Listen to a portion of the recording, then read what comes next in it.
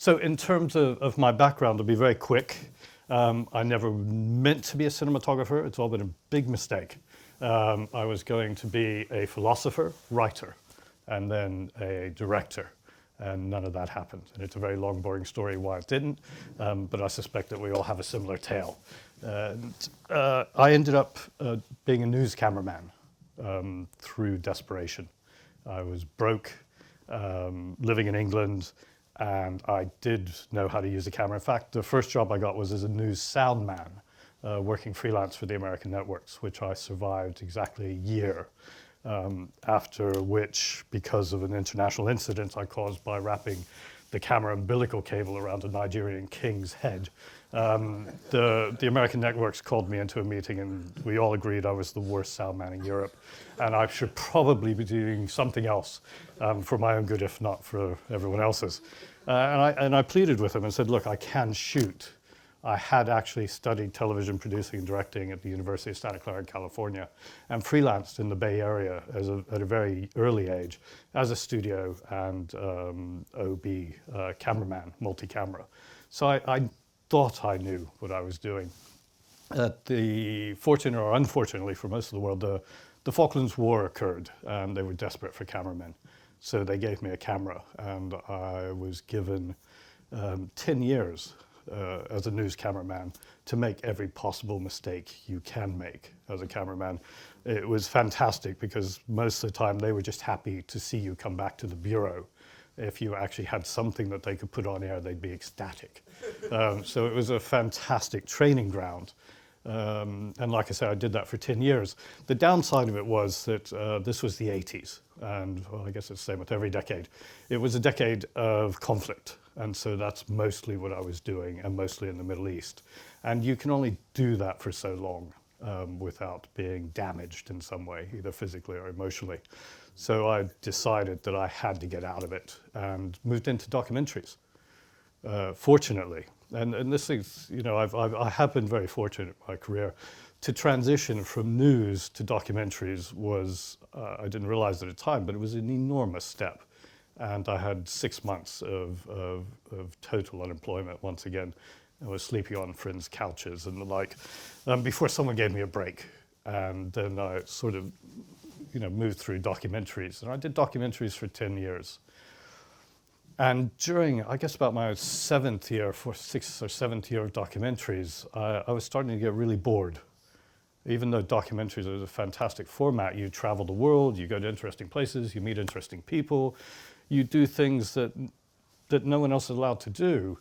But after a while, you start to realize that it's kind of all the same. You know, every riot you go to, it has the same structure. As human beings, we're remarkably sort of averse to anything unique or original. And we all tend to follow in the same steps. And I've actually found documentaries starting to get a bit boring. And I was starting to become bored of having to be reactive all the time as opposed to creative. Because my initial impetus had always been, you know, as rather pretentiously as a philosopher and a thinker, but more as a writer and a creator.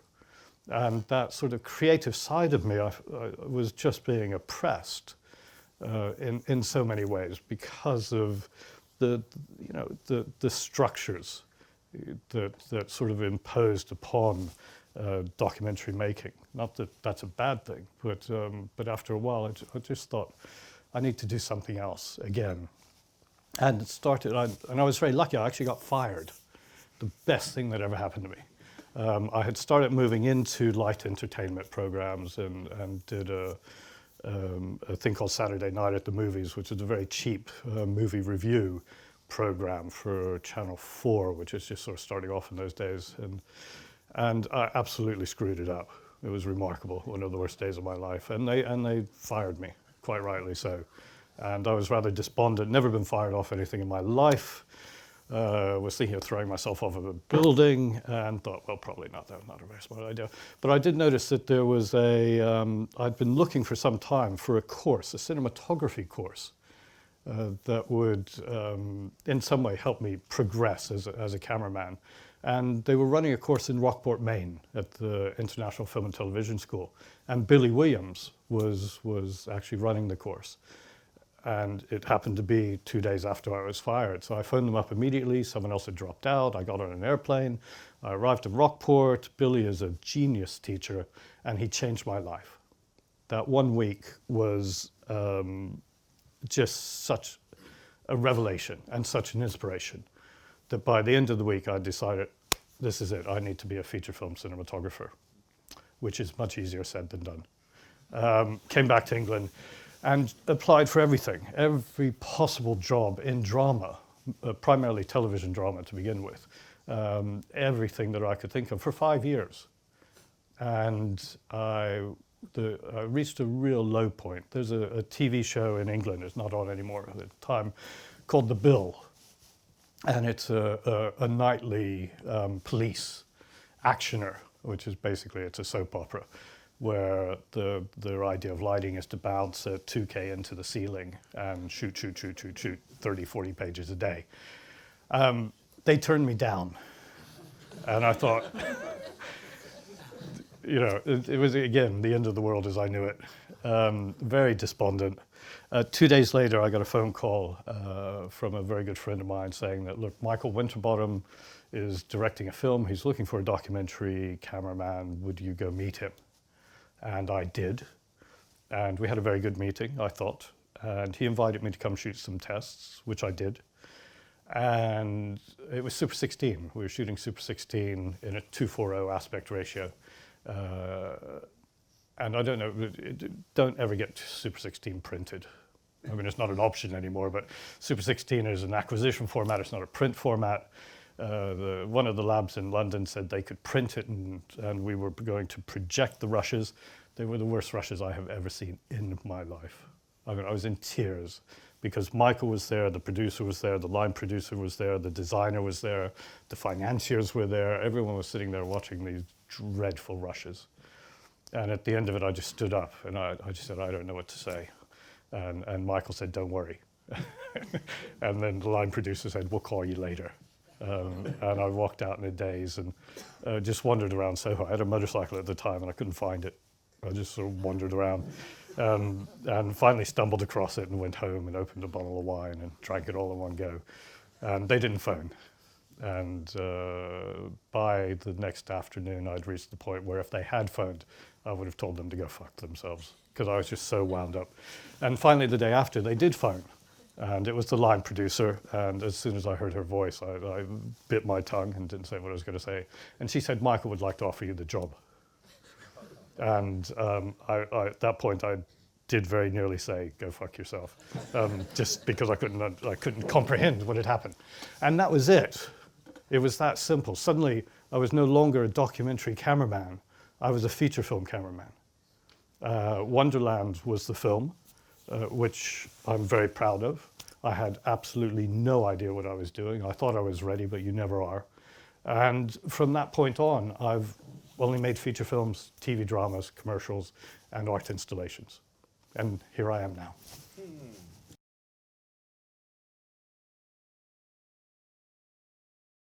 And in fact, the reference film that we kept coming back to was Breaking the Waves.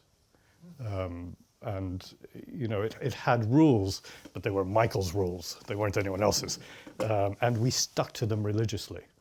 And it is interesting because as part of the rules there, he said, there is no continuity, for example. There is no continuity in the film. And for me, it was such a revelation that you can make a film that way. And so long as you make it clear from the beginning what you're doing, the audience simply accept it.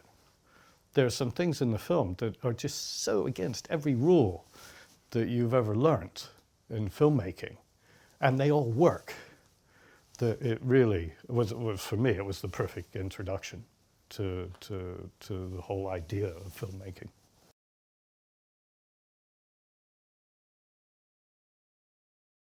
Steve McQueen is an avid film watcher.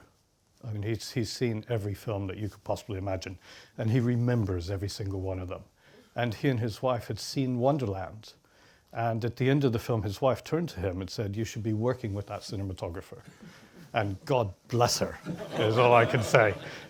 So he tracked me down through my agents, and we met and had a cup of tea in Soho. And I thought he was completely and totally barking mad, but in a really good way. I mean, fascinating, absolutely fascinating. And he was talking about an idea he had for an art installation. And at the time, I wasn't even sure what an art installation was, but I just kept nodding my head and smiling. He wanted to go down the deepest gold mine in the world and film. And it was like, okay, we can do that. It's in South Africa. It's called Western Deep. And that's what we did. We spoke for months about the history of Africa and the history of West Africa, the exploitation of Africa by the West, and then about apartheid, and about the gold mining industry in apartheid, and about gold and what gold means, and you know, just so many things. And we looked at photographs and films, and I read books, and you know, it just became immersed in this huge subject. And finally, we got to South Africa, and we went to the bottom of the gold mine, which is 2 miles underground. And I don't know if you can imagine being 2 miles underground. It takes 2 hours to get to the bottom. And it is the most hostile place I've been to, and I've been to a lot of war zones. You get there, it is so hot that you can barely breathe. The humidity and just you feel the weight of the stone upon you. It's just a terrifying place. And we got to the bottom. I turned to Steve and said, "Okay, so what do we do?" And he said, "I don't know." And I could have hit him. Because up to that point in time, everything I had done had been linear and sequential. It all had a narrative. It had a process that you could latch onto and follow. And you always had a goal. And what I didn't understand, and what became a fantastic revelation, is that art isn't like that. Art is something else. Art is a pure exploration. You don't impose anything upon it. You pull something out of it. And you know, at the time I was very angry, but I thought, oh bloody hell, you know, we're 2 hours down here. I'm not going to go back up, so I might as well start filming something. And within minutes, it was almost euphoric. This sudden revelation that you could create images simply for the sake of an image, and you could look and hunt and find, and there was no right, there was no wrong. It was only what was there, and that's what he'd said. There is something here. Let's find it. And it was fantastic. It was like a drug. I didn't want to stop. And we were originally only supposed to be down one day, but we came back down again the next day because it was just so fantastically challenging. And the piece that Steve made out of it is called Western Deep, and I would say if you ever get a chance to see it. It's one of the things I'm proudest of having done, not simply because you know it changed my way of thinking forever, but also because it is a bona fide work of art, and it's mostly black.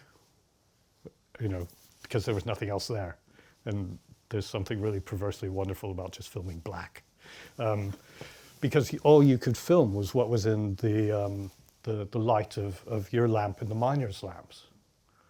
So it was just this fantastic sort of challenge to anticipate where the light might go, and to imagine what the light might show when it hits there. It was just brilliant and great fun. But that's how I met Steve. And and that was 14 years ago. And I've done several other of his art installations, which were equally mad, and at the time seemingly pointless, but which have all become rather wonderful, emotional, and beautiful works of art.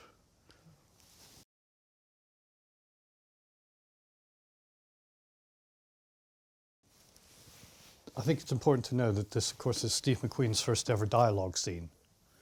The first third of the film, this is the first drama that he co-wrote and directed. The first third of the film has no scripted dialogue. There are people who say things, but there's no specific dialogue scenes. So the structure of the film is such that you have a third, it's visually absolutely scripted, but no real dialogue. The central section of the film, this section, is all dialogue. And then the final third of the film is, again, mostly just visuals. Quite a unique structure to begin with. I think the greatest challenge for every director, particularly someone like Steve who's moving from the world of art into the world of drama, is actors. He'd never worked with actors before. There's an immensely steep learning curve associated with that. And from the point very early on, when we first started talking about hunger, we talked a lot about this scene. Because how are we going to do it? What made sense? You know, it's pivotal. This is where the real performance is. And we sort of went round and round the houses, and finally one day Steve came in and said, look, okay, when I walk into a room and I see two people talking, I do not walk around the room, getting closer to them and further away from them. I sit down and I listen to them. And I think that's what we should do. And so it was really a simple idea that, you know, here we have two very good actors. Let them perform. I mean, the camera cannot add anything, hopefully, to what they are going to do. So let's just be the audience and sit and listen. And that also tied in with one of Steve's earlier works, which is a really simple installation, which it just involves an image projected up on a screen, and it's usually shown in a small cinema. And the image is simply a photograph taken from above and behind a person, a man who's bald. And as you sit there, all you do is you watch that image and you hear a voice comes over and it starts telling a story. And the voice is very eloquent. It goes on for about 22 minutes. And the story is about how this person has inadvertently shot dead their own brother. Now, it turns out to be a true story, and it's actually Steve's cousin telling it. But we don't know any of that. All we know is there's an image on the screen, and we're hearing this story. And as you hear the story and you're looking at the image, you start projecting the story onto this person. And you start thinking, well, this must be the protagonist. And after a while, you realize that there's a scar that goes across the back of his bald head. And it's never explained, and it's absolutely fascinating. So you're projecting further and further.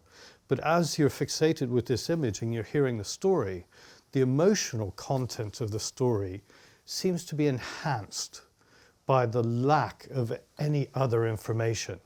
So that by the end of it, you are moved by the story, and quite emotionally. I was in absolute tears the first time I saw it. And it's just so incredibly effective and so simple. Because you're not given any other sensory information or any other information at all, your brain takes over and you really start to think and project. And so that was sort of the secondary concept of this shot, is let the audience do the work. You know, a lot of people sit and they watch this and they swear that there's a slow creep in. There isn't. You know, and I've, you know, it's so great to watch it again. I haven't watched it for such a long time. You know, the original take is actually 21 and a half minutes long. This is only 16 and a half minutes. There's a whole that close-up that cuts to Bobbitt, and he talks about his cross-country experience and the death of a horse. It's a fantastic monologue. Originally, that was done in the two-shot as well. But as Steve was watching it in the rushes, he felt that actually, by that point, we want to be with Bobby Sands. So it cuts to that close-up, and he tells this story, which is a very moving tale again.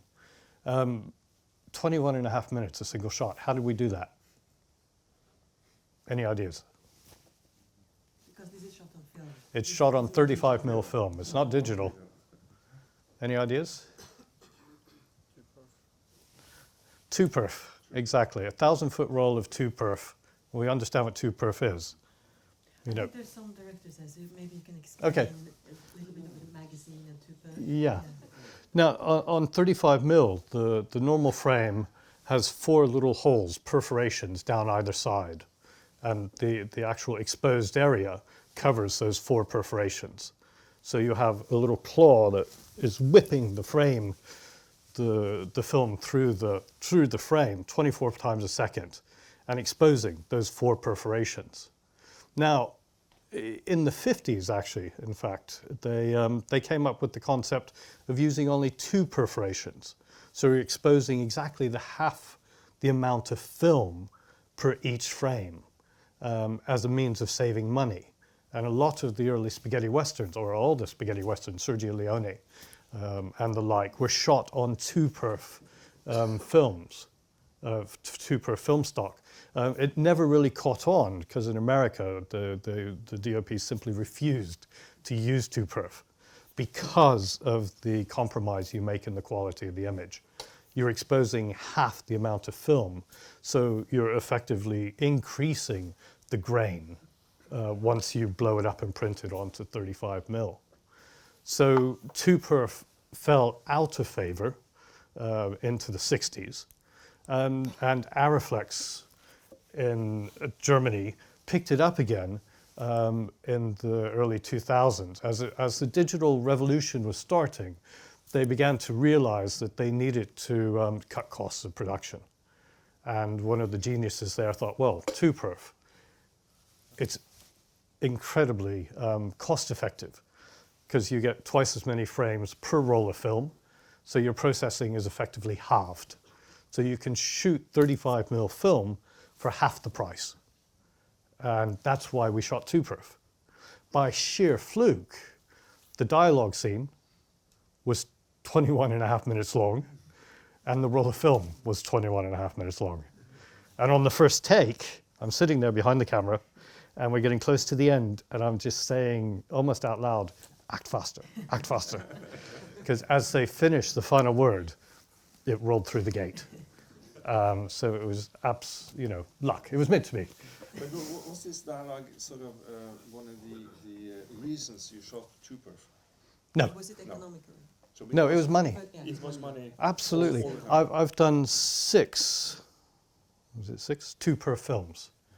And it's all the money. That's the only reason you shoot 2-perf, is the economy. The budget of this film was £1 million. And we wanted to shoot 35 mil. We needed to shoot 35 mil. It was one of the basic visual concepts of the film, was that it would not be a gritty, grainy, sort of 16 mil kitchen sink drama. We wanted grain. We embraced grain. I love grain. I think the texture of grain is something that for me, makes the frame feel alive. That if it's too clean, then I kind of don't believe it. Whereas if there's a touch of texture in it, then I feel it's more real. But that's just me. But two-perf also dictates the aspect ratio of the format. Absolutely. No, we were always going to shoot 240. Okay, so There was no, and the idea behind that is that the sets, the cell itself, where a majority of the film is shot, is exactly the dimensions of the original cells. We originally were going to shoot the whole film in the H block at the Maze prison in Belfast until it became way too political, and we basically got kicked out. So we had the prison, an exact replica of the H block, built in an old warehouse. And the idea of the 240, that sort of widescreen aspect ratio, was that you would always see the edges of the walls, and you would be constantly reminded that you were in this space, which is only, I can't remember the dimension, is like 9 foot by 6 foot. And 2 people lived there day in, day out for years. I mean, where he talks there about their loss of human rights. I mean, the deprivations were shocking, absolutely shocking in the Maze prison. And I have to say, from a personal point of view, as a news sound man and a camera sound, and later as a cameraman, I spent many, many years in Belfast. And as a sound man, I stood outside the Maze prison as this was going on. And we had no idea what was really happening inside. Which is why when Steve presented the script, for me, it was personally a revelation and a very important story to be associated with, because I thought I knew that story. I had lived there for years and worked there, and yet knew nothing.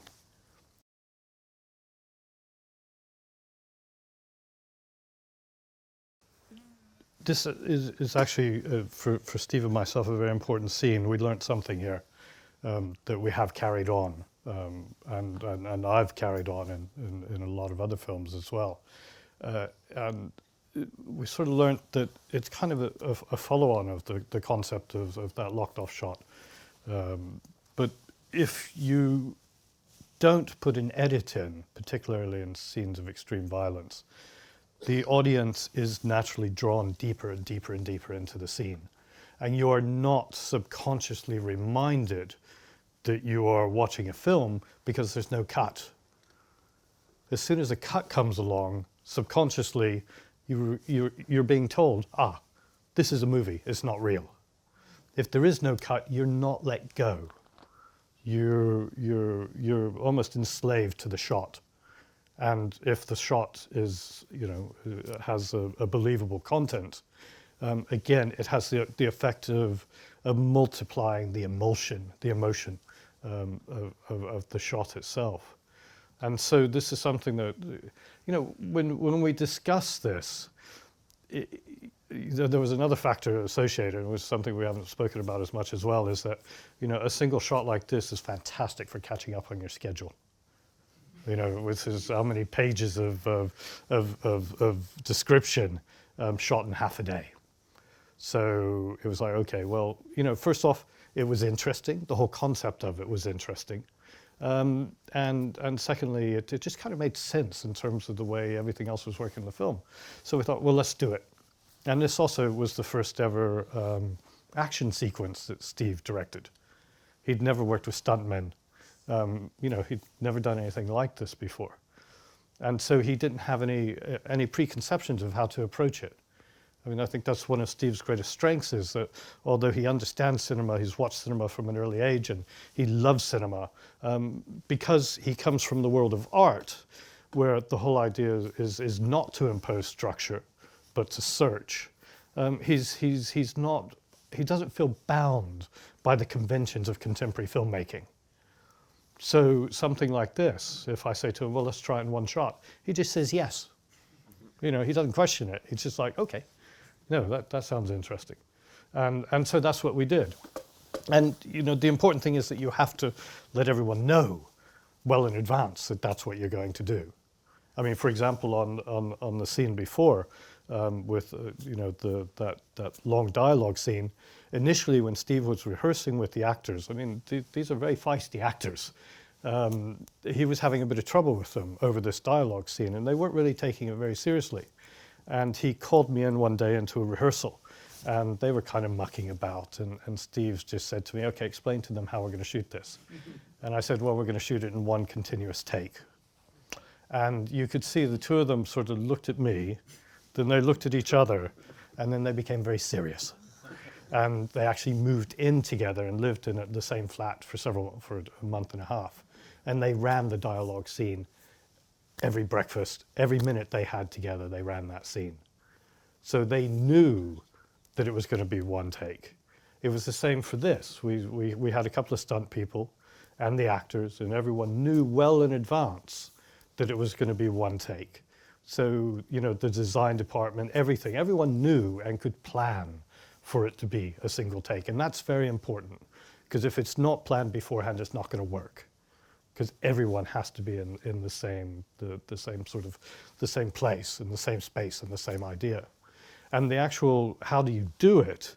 It took us, we rehearsed for the whole morning. And you basically, you start at the beginning and you just work your way through it. And, initially I don't have the camera on me. I just watch The actors, basically, we developed the whole process with the stunt people and with the actors from beginning to end. And we just watch everything that happens. And then we slowly start to involve myself. And of course, it's not just me. I've got a focus puller and a sound man as well. So there's an amazing choreography that has to be worked out. And you have to, you know, as the operator, it's finding the beats and the timing so that the elements of the story are told. And so it's just constant rehearsal from beginning to end and building the whole time. And it's not till you get a long way through it that you actually put a camera up and then start walking through with the camera as well, so that the director can see the individual framing of the beats and the transition between the beats.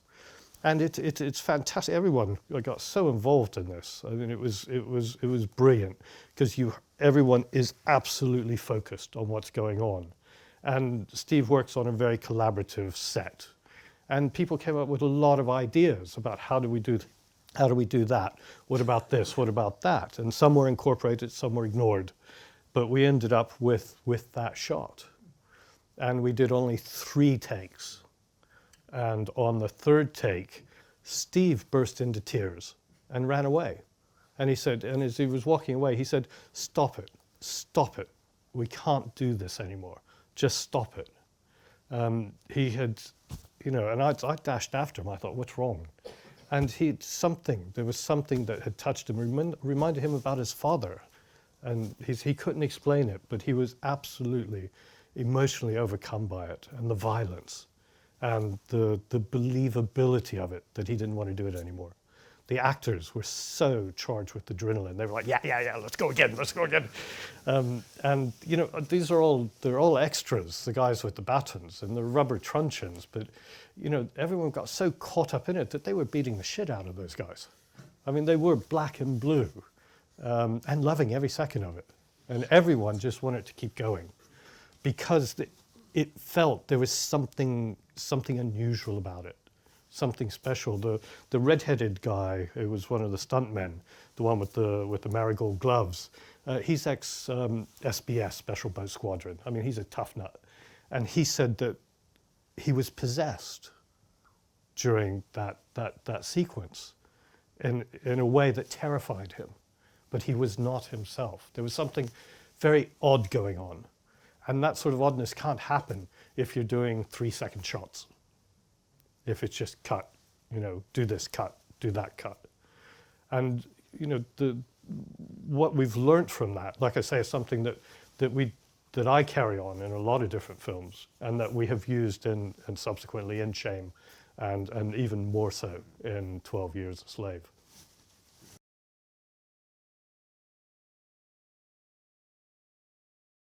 I operate every film I do. And simply because of where I come from. You know, I've always had a camera on my shoulder. I find that, for me, composition is a huge part of cinematography. And also, operating is an awful lot of fun. And I don't want to give the fun away, and I don't want to give the composition away. And I find that I have done a couple of TV dramas where I wasn't operating, and I just get bored. I completely lose interest in it. You know, sitting there watching a monitor, it's like, oh, okay, when's lunch? So I have to operate.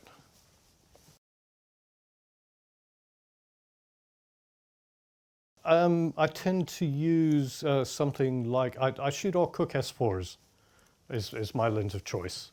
And part of the reason I like the S4s is because of, you know, they have the 27mm and the 32mm.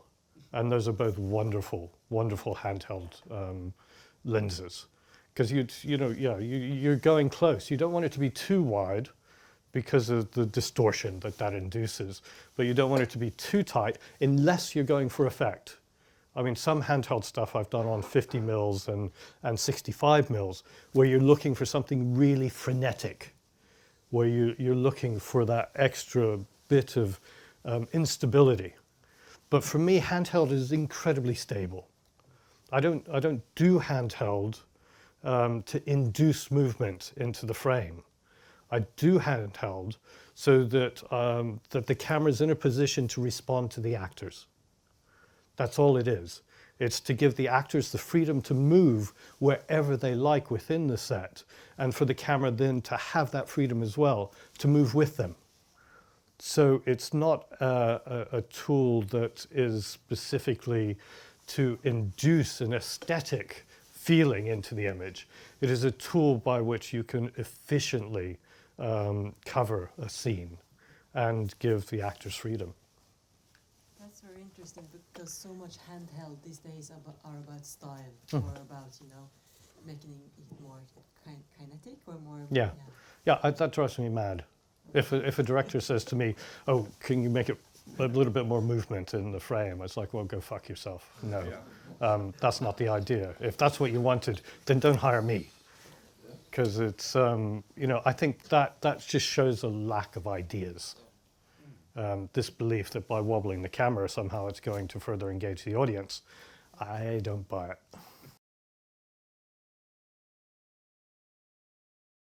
The set is an exact replica of the H block.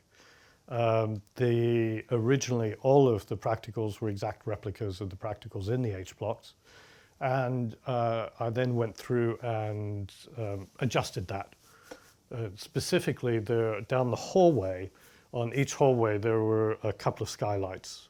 I more than doubled the number of skylights so that I could actually then throw light in from above.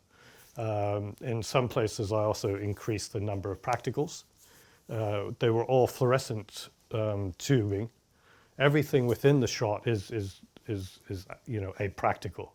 But we very carefully chose which fluorescent tubes to use. They all had a lovely greenness to them. And quite often we would also mix tungsten and daylight so that you get a really gritty feel. One of the key rules was that there were no breakaways. The whole idea is that you get the constant feeling that you are surrounded. And also to believe that the camera can only be where a camera can be. There was only one exception where we did cut a hole in the corner when they're trashing the cells themselves and they're throwing stuff around, and it just wasn't physically safe to be in the cell. But everything else, the idea was that you feel confined along with the prisoners.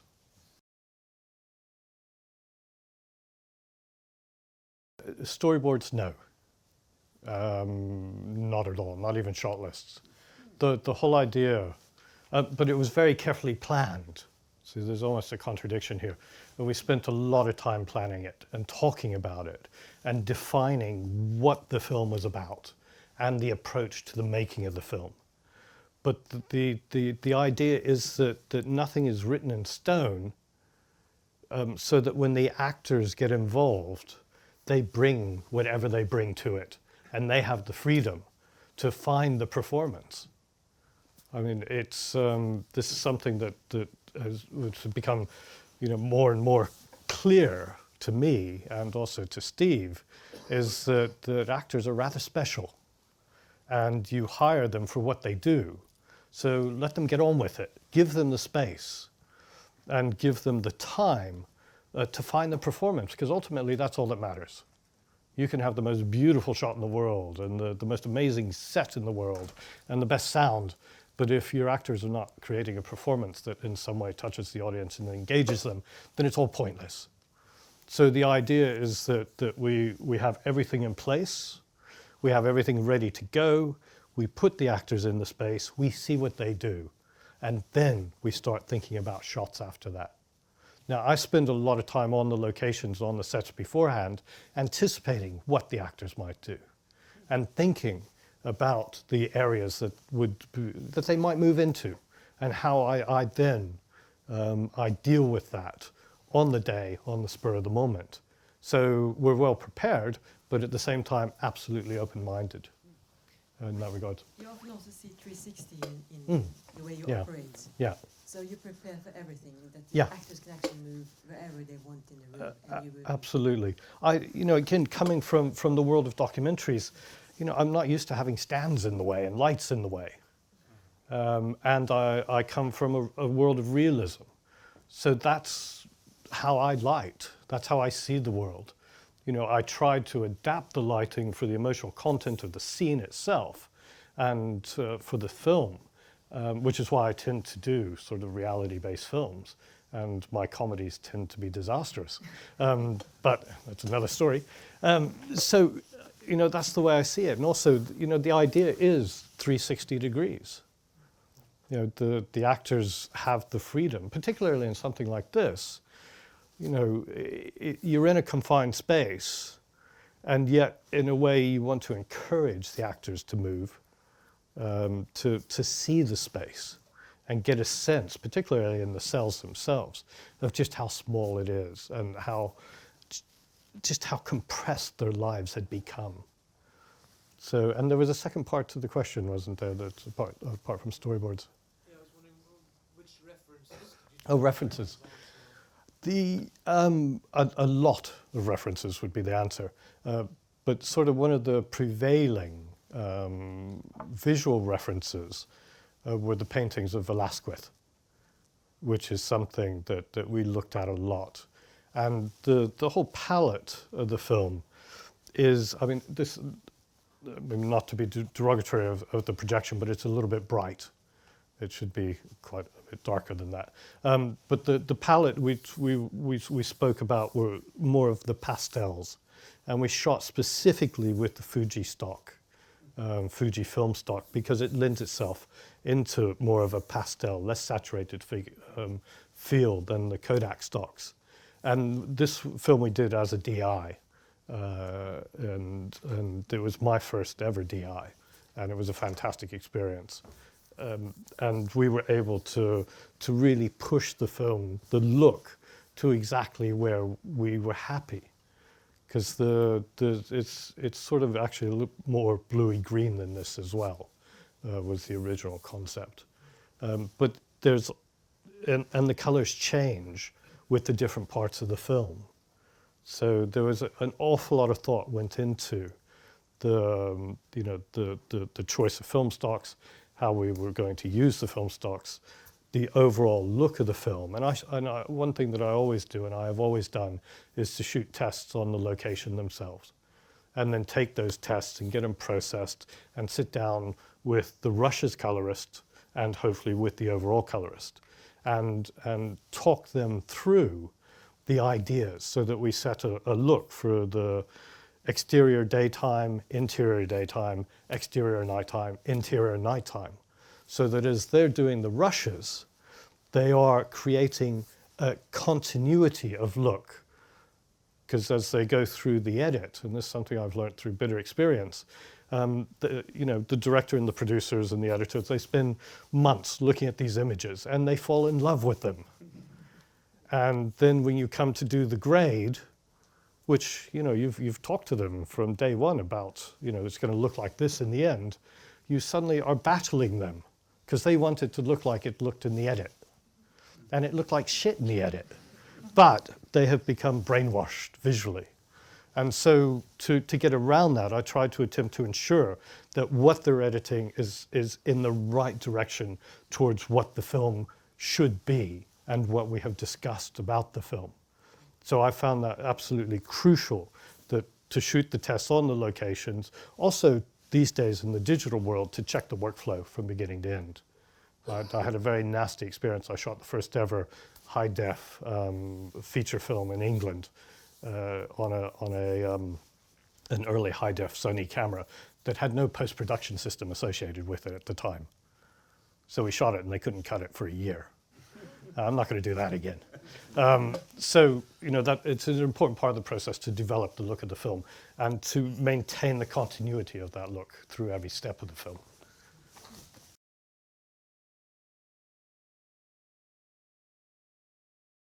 The concept of this, what Steve had tasked us to do, and the idea that he initially had in his head was that as Bobby Sands is dying, that the camera should come into the room and just bounce off the walls very slowly, like a balloon, and float around the room, just watching him. And my grip and myself from very early on tried so many different ways to make that work, to the point of actually getting huge balloons and attaching them to a camera to see if we could get it to float. And we came up with all sorts of rigs from the ceiling and counterbalance systems, and nothing worked as Steve had desired. So in the end, we thought all we can do is to take the roof off, get a Technocrane, and put it down into the room, build a platform, suspend it, and put the Technocrane in, and then use the Technocrane as a way of floating the camera. Great idea, but there are no Technocranes in Northern Ireland. So we have to bring one over from the United Kingdom. We have a budget of £1 million. We're already over budget. This shot alone was going to cost £7,500. The producers said, no way. And Steve said, yes way, I'm going to pay for it myself. And he did. And so the Technocrane came over. We had it for half a day, but they couldn't afford to pay for a second crane up. For the Technocrane, you need 2 crane operators. One who's actually moving the arm itself, and the other one who's working what they call the pickle, going in and out. So they wouldn't bring over a trained crane up. They gave us a local trainee grip. And they didn't tell us that till the actual day we were doing it. Now, it was a very nice man, local trainee grip, but he did not have the foggiest idea what he was doing. This was a very complicated move, which would require the person operating the arm to memorize and mark out and swing the arm very precisely so that we could get the exact movement of the crane. After the first 5 minutes rehearsal, it became obvious that this was not going to happen. And I had a pan bar system as opposed to the wheels, because I felt that I would actually have an awful lot more sort of freedom in a delicate way to almost float the camera as we went round. And thank God I had the pan bar. Because we rehearsed and it was a disaster. But Steve was watching the rehearsals and he was getting increasingly excited the more it fucked up. And me and the grip just kept looking at each other. And he was, my grip, he's a very good friend. We've worked together for years. He was in tears. Because we've spent all this money and spent all this time, and this is a disaster. So finally we did the first take, and that was it. And at the end of it, I was, because I'm dancing around this thing, just trying to keep Michael Fassbender in shot. I have no idea where the crane head is going. And the grip he's on the pickle, and he's like, oh my God, and the whole thing was disastrous. And at the end of it, I literally just did it like that and thought, oh God, this is awful.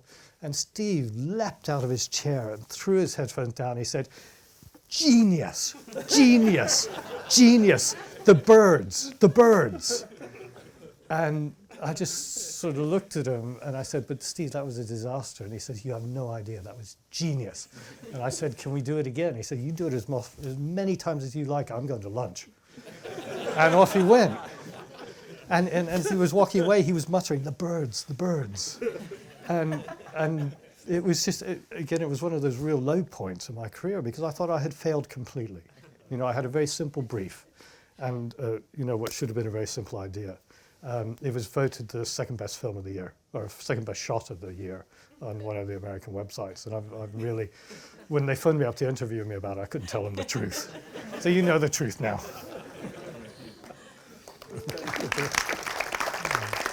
So and again, this is one of those revelatory moments.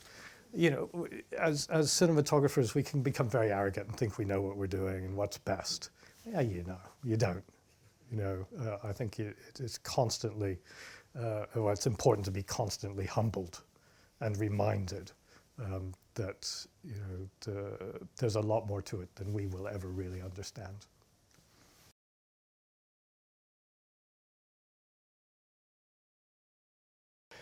Shame is quite different, and I think shows a real progression in Steve as a filmmaker in terms of dialogue. We actually have people talking to each other in this film in a slightly more traditional way, which brought its own issues, which were very interesting.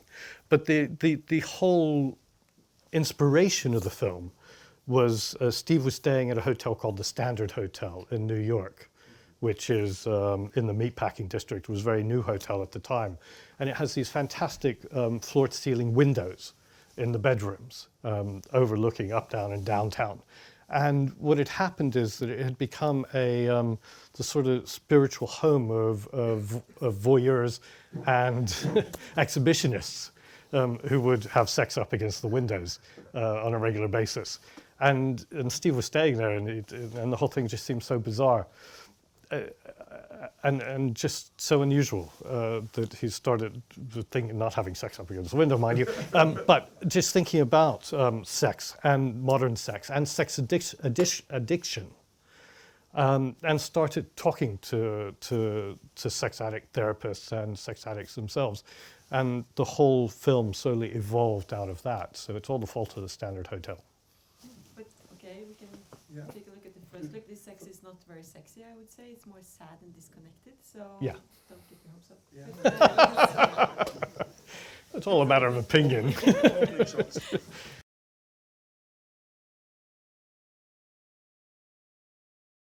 One of the big references that Steve presented me with on this film was a lot of Taiwanese cinema, which has a remarkable simplicity to it, particularly in terms of the movement of the camera and the strength of composition. Whereas in a Western film, we'd do a tracking shot to reveal one thing or another. There they simply do a pan. They hold for a long frame, long time, and then it's a simple pan, and then hold, the story unveils, and then they pan back again. And that was that and the remake of The Red Balloon, which is very similar. There's a simplicity in the framing and the movement of the camera, but also a strength of composition within that. And just, I don't know, it was the simplicity that we were going for. And it also, like I say, the location of Brandon's apartment took us an awful long time to find, because it had to meet an awful lot of criterion. Because the film is about New York as much as anything else, and anyone in New York would have an absolute understanding about where a person in his position in life would stay, would live, could afford. And so it was finding an apartment that actually was believable for him, but then at the same time we wanted to, in a way, embed New York into the film in as subtle of possible ways as we can. So, for example, as you look out the window, the building that you see directly across is the Empire State Building. We never say that, and only Steve and I really know it. But every time I see it, I giggle, because I think, oh, it's the Empire State Building. No one knows that, but we do. But it was important that New York be subtly embedded like that. And also, it's on the 23rd floor.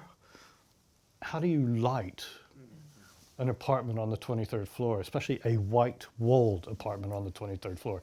That's a nightmare for most cinematographers. They would say just say no to it. Or Yeah, and initially I thought, well, I might as well jump out the window. But then, it's only when you're challenged with these things that you actually, I think, move on and find things that you would never expect. The one thing that I had always said from the beginning is, look, if it's going to be above the 4th floor, it's got to be north-facing. And why would I say north-facing? No direct sun. And it's truly remarkable how if you have a north-facing, with no building across from it, that was the other thing, there had to be open space. Because if you have a building directly across the street, at some point the sun's going to hit that building, and it's going to come roaring back into the apartment. But by having a building more than a block away, the actual available light in the flat had a remarkable continuity, even with the sun going in and out behind clouds, because it was north-facing. This is the beauty of filming in New York. All the buildings are built on a grid, so half of them face north, just by the law of physics and averages and everything else. So, you know, we knew we were going to find it, but it took us an awful long time to do it.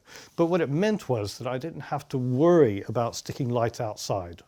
So that was the first, okay, fear gone. I can, you know, hope for a continuous lighting state long enough to actually shoot a scene in.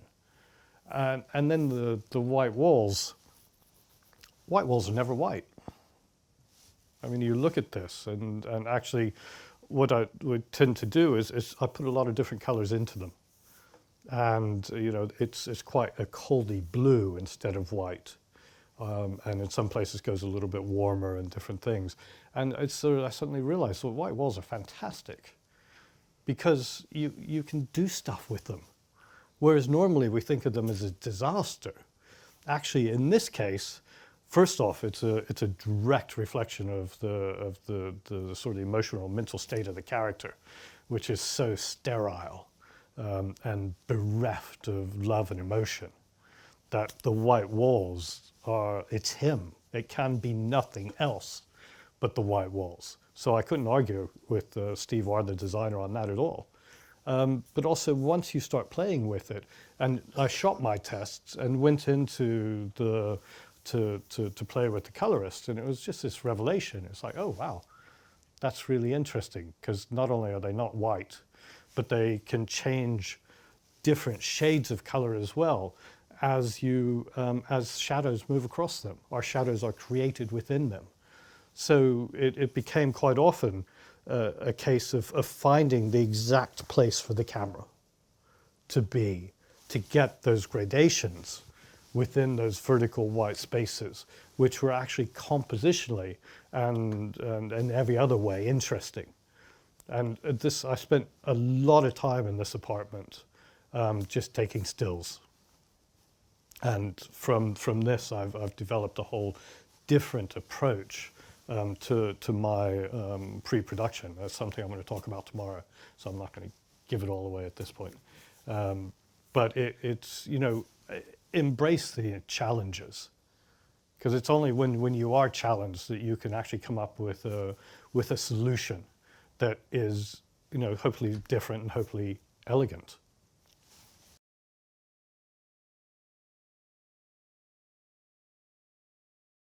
I come back and I watch that Steadicam shot a lot. There's just something about it that I find incredibly satisfying. People ask me, oh, well, you know, why don't you use more Steadicam in your films, and you know, insisting on the handheld and everything. And, you know, Steadicam is a very specific tool, and it does a very specific thing very, very well. And I think this is what it does best, is changes in transitions and levels and moving through spaces that where you want an elegant and solid frame moving as opposed to a slightly more lively handheld. It does that. And the operator of that was a chap called Dave Comedes, who was the operator on ER. I don't know if you remember the TV series, and also The West Wing. And he is a genius. We had half a day to film all of that stuff in the underground. There's an awful lot more of it as well. And we ran out of time. He had one rehearsal for this shot and 2 takes. And this is the first take. And for a shot of that complexity, it's truly phenomenal.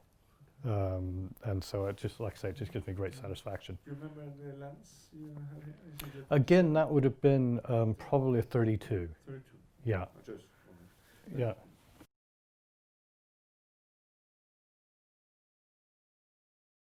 That's recorded live. She sings it. There's no ADR. I mean, she has a remarkable voice. And her and Steve had worked together with the pianist for a long time to get the song that pared down and that emotional. And so it didn't, quite often, if you have an actor or an actress who's singing and doesn't really sing, you're trying to hide it by cutting away to this and cutting away to that. But she can actually sing. And that version of it is just so beautiful and so moving. And it so moves him and it so moves us. There was no need to do anything else to it. And again, you get the simplicity and the truth of it all. And I have to say, I spent a long, long time lighting her, and just as much time lighting those little highlights behind, because they were so important that the shot of her, I didn't want it to feel like a traditional, as if she were in a spotlight, because the idea is that she's not actually a very successful singer, that she's singing in clubs that don't really even have a stage. She's just standing beside a piano. So I didn't want it to feel like there was a spotlight on her, that it felt much cruder, as a way of sort of making a statement about where she was as an artist, because she absolutely is a, as far as Brandon is concerned, she's a complete fuck up and a failure. And it just sort of felt important not to romanticize her. But also, it equally, it was important that those shots where we look at Brandon, we have all those lovely things out of focus in the background. It's as we overlook the whole of New York. For those shots to edit together nicely, we needed also some little out of focus highlights behind her to try and tie the two together. So I spent a lot of time doing that. How did you go about shooting it? Did you shoot which? We shot her singing first, absolutely. And then, she kept singing it basically. I think we only did 3 takes of her singing. So she's actually singing while you're Yeah. doing the close-up of Yeah, as we're doing the reverses and the close-up, there's also an over-the-shoulder looking back at her just before she begins to sing. She's singing the whole time. So it's his reaction is to what she is singing. So, in terms of performance, I don't see how else you can do that. For him to pull that up and for that little tear just to sort of grow and fall, he needs her there. And she needs to be singing that song like that for the truth, the reality of it. So, and this is one of those locations. We had to shoot all of that in I think 4 or 5 hours. And there's a long dialogue scene that goes to it as well. It's, again, we're back at the Standard Hotel, where everything about this film begins and ends. And it's called the Boom Boom Room. It's the top of the Standard. And I'd suggest that if ever you go to New York, go to the top of the Standard just at sunset and spend $150 on a drink. And forget about the price, but enjoy the sunset. But it's a very unique space that we had very little time to get into and an awful lot to do, and we had to get back out again. So everything about that is simple, really simple and really fast. And beautiful and real.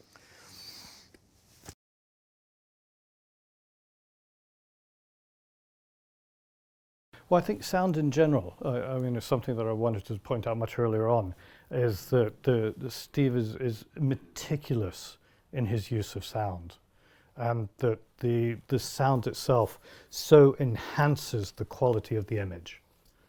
It's remarkable. If you look at any of these shots without the sound, they lose most of their emotion and context. And what he does, and is that transformative thing, is by layering and bringing elements of sound forward and on top, it really heightens your perception of the shot itself and the event and the emotion and the emotional content of the scene. And Steve's choice of music is fantastic, and the composers he's worked with, because usually it's very sparse and very simple, but incredibly effective. Yeah, so that's why I'm sort of. Yeah, If you see in this but with I have no idea what the music's going to be, Okay. and I always look forward to it, because it's never what I think it was, what it would be.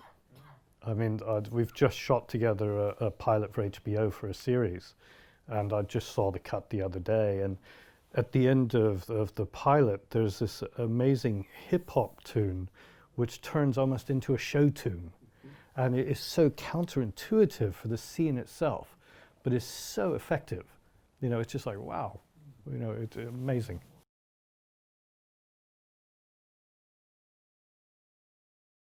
you know, we have a fantastic designer, David, costume designer, who also has just worked with us again on the HBO pilot, who has impeccable taste and understanding about costume. And once given a brief, and that's the, you know, one of the reasons I so enjoy working with Steve is that he gives direction, you know, not just to me, but to every other head of department as well, so that everyone is moving in the same direction. And from my point of view, you know, there's part of the pre-production period, which I don't find tedious at all, actually. For me, it's the most exciting part. I spend a lot of time with the designer and with hair and makeup and costume, just so that I understand what they're doing as well, and particularly the designer, because we always have a specific palette to the film, something that has been discussed and something that, you know, it's so important that what I'm going to grade is also, you know, it's there to be worked with to begin with. If the designer hasn't put it there, then there's nothing I can do with it. And you have to work hand in hand. And I've been blessed that I've worked with some truly fantastic designers, where that collaboration, you know, enhances ultimately. Because, you know, I'm sitting here and I'm chatting and it sounds like, oh my God, I've single-handedly made all of this, and isn't it wonderful? But it's not true. I mean, I just do what I can. But it's everyone else, and there are an awful lot of people, as you all know, who are involved in the production of a film. And it's crucial that you know, that dialogue is there, so that every department is working towards a common goal, and that, you know, also that the director makes decisions that can help and aid each head of department to keep moving in the right direction.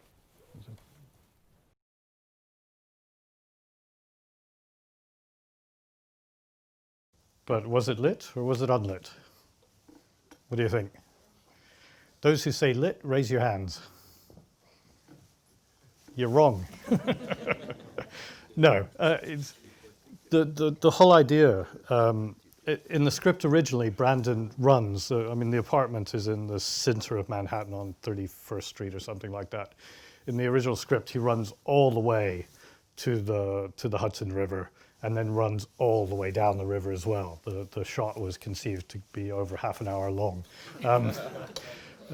But with negotiations with the New York Police Department, they said that they would close 2 streets between 2 and 3 in the morning, and that was it. So we had to choose the streets that they were going to close, and spent a lot of time wandering around that whole area, just working out which route was actually going to be best in terms of the light. There was no way I was even going to attempt to light it. And this is part of the beauty of Manhattan, is that at nighttime, it kind of comes alive. There's this, and one of the visual conceits of the film is that during the day, all the daytime exteriors are very dull. The palette is a sort of a gray and a very dull brown with the occasional green. And that's the way Manhattan is. But at night, it absolutely comes alive. And we push the color up for the nighttime stuff because you have such a fantastic mix of color temperatures. And we found this particular route outside our main location that made absolute sense. And also the idea is that, okay, he'll go into dark and he'll go into light. The one thing we did do was ask certain businesses to keep their lights on for us all night, so that at least we'd have a silhouette. And we simply accepted that sometimes he would disappear. And, you know, again, it's just the reality. But what makes the scene, as you were saying, is what comes before, and his emotional state as he runs. And we were very lucky once again. I don't know if you noticed on the end shot when it stops, because this is Steadicam. It's Steadicam mounted onto an electric golf cart on a Garfield. So the Steadicam operator is operating it. And I'd said to him, hold Michael to the far right of frame, because the left-hand side of frame, we've got Madison Square Gardens. But again, it's a very subtle thing, but that is New York. And so by holding him on the left, I don't know if you noticed holding him on the right, on the left-hand side of frame, there's a light post. And falling off of it was one of those cross don't cross signs, which is broken and hanging, and looks really odd. That originally, when we arrived, there was a hot dog seller on the corner who was screwing up the shot, and I asked the police, could you move him on? And the police there they can be so helpful when they want. Sometimes they attacked this chap so aggressively and moved him on. And the poor guy was just beside himself, and he was pushing his cart, literally running to try and get out of the way. And he hit the sign and knocked it off. And so it was just hanging there. And for me, it was like, God, that's genius. You know, it was just like fantastic. So you sort of embrace these little elements of luck that come along, but it's remarkable because for us this was almost a throwaway scene, and yet it's the scene that more people talk about in this film than any other, which I find fascinating, because it's so simple. It's a man runs down the street and stop, but because of what comes before it, I think it just has a meaning, a much deeper meaning than just that. But I also think they use of music. Exactly. I mean, it's, yeah. If you had taken away the music and had just the ambient sounds, it would be quite a different shot. Absolutely. So No, and again, who would think of putting that music to that scene? But it's so effective. Yeah. It's mad.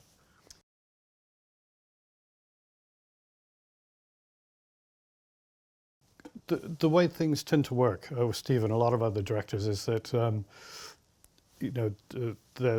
they arrive, Steve, the actors, everyone clears off the set. Steve rehearses with the actors for a while.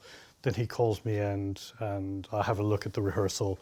We have a discussion between Steve and myself and maybe change things around a little bit. And then he speaks to the actors, we try it again, and it slowly, the scene evolves. And as that's happening, I'm thinking about the shots.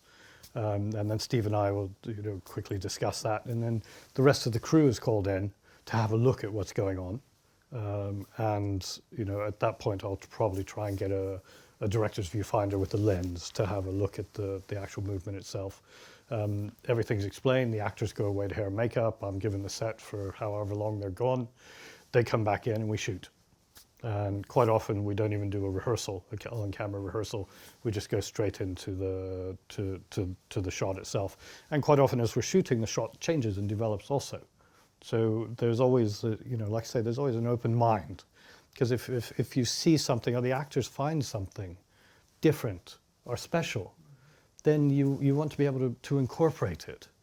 And so everyone's sort of encouraged to keep an open mind. And, quite often, something like that, I think we did 3 takes. That's it. Mm-hmm. If it's there, it's there. Quite often we'll do 1 take.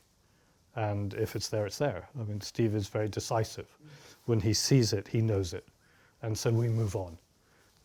But something like that, the whole point of that shot for me was the little pirouette at the end. Yeah, and the kneel. That's, that was an indulgence. Yes, it's beautiful because you have this the whole thing going there and then you go around and you see. Yeah, there's a rhythm. There's a lovely rhythm to a very linear movement of the camera.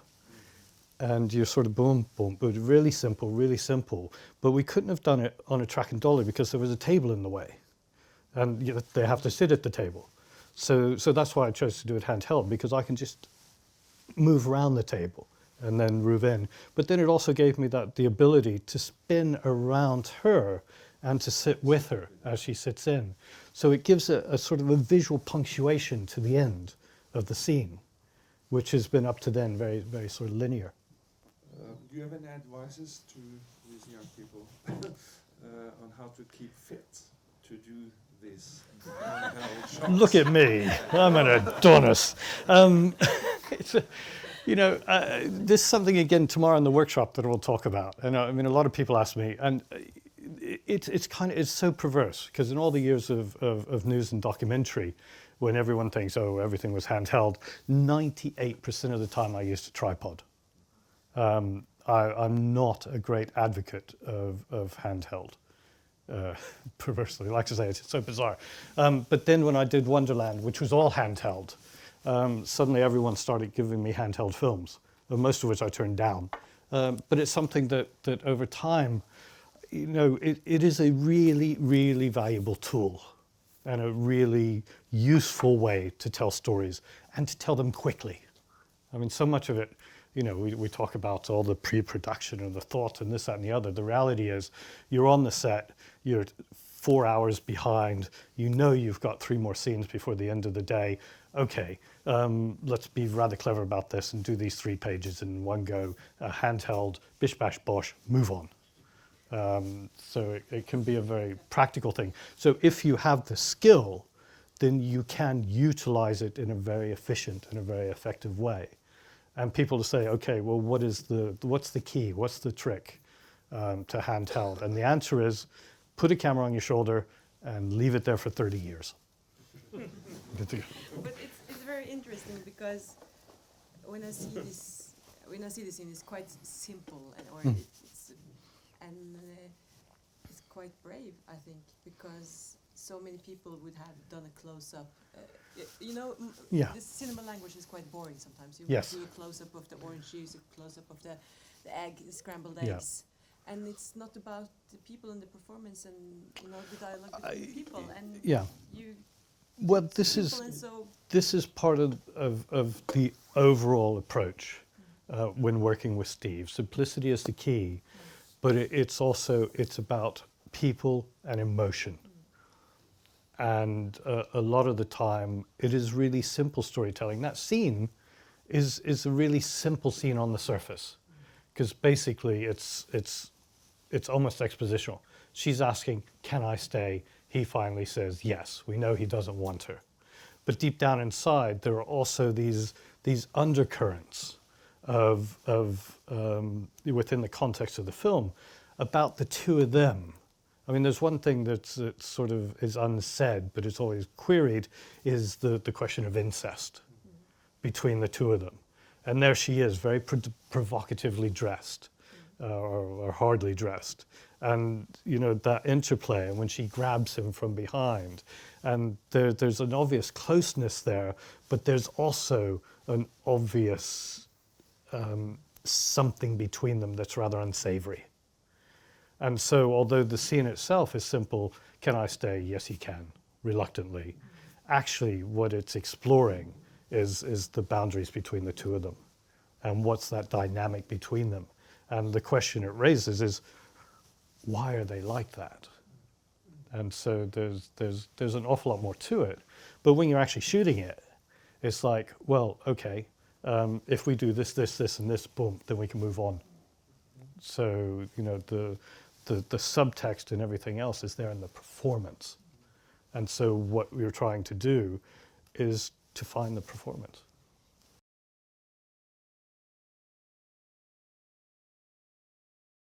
You know, I have immense respect for actors, and I try to take an awful lot of care of them, and to show them that I care from very early on, and treat them with respect, the respect they're due, and try to develop a very simple relationship of trust.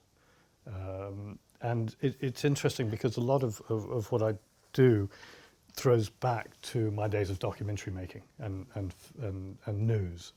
Because I discovered as a documentary cameraman that you can make yourself invisible. There are really simple steps to do it. And I follow those steps when I'm working with actors, so that effectively I try to disappear, so that they don't feel the presence of the camera as much as we possibly can.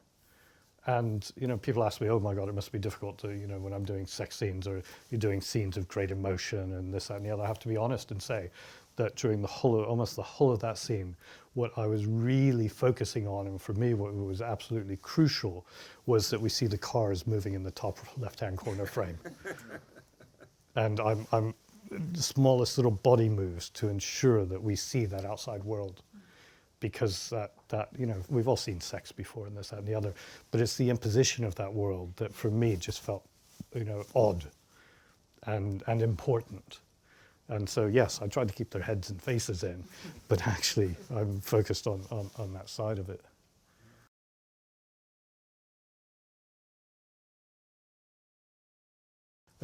In this case, the first case, we want to really see into the eyes of Bobby Sands, because this is, rather perversely, this is kind of his introduction to the film.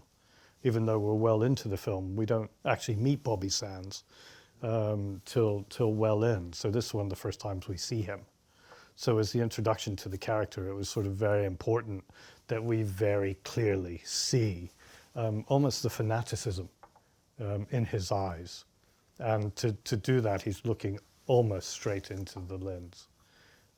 So it was a conscious decision. In 12 Years a Slave, there's one particular scene where Chiwetel, as Solomon Northup, is simply standing and thinking. And we see, I mean, it's the most remarkable piece of performance, that he's just standing there. There's nothing else but his face and some out-of-focus trees in the background. And we see the whole of his life. Everything is there in his face for that minute and a half. And he just fairly glances into the lens. And it's like a physical blow to the chest. And we are absolutely engaged with him, his character, and his plight. So I think it's something that it can be very effective, but won't always work. Because sometimes instead of drawing you in, it can actually knock you out of the film. But I think in both those cases, it was remarkably effective. And in the case of Chiwetel, he did it intuitively. He wasn't told to do it. It just happened. And what's so remarkable about that moment of performance is that it's actually in a car park in an industrial estate, and it was a pickup shot, completely out of context, with just me, Steve, a focus puller, and a grip, and Chiwetel. And yet he was able to summons that amazing performance.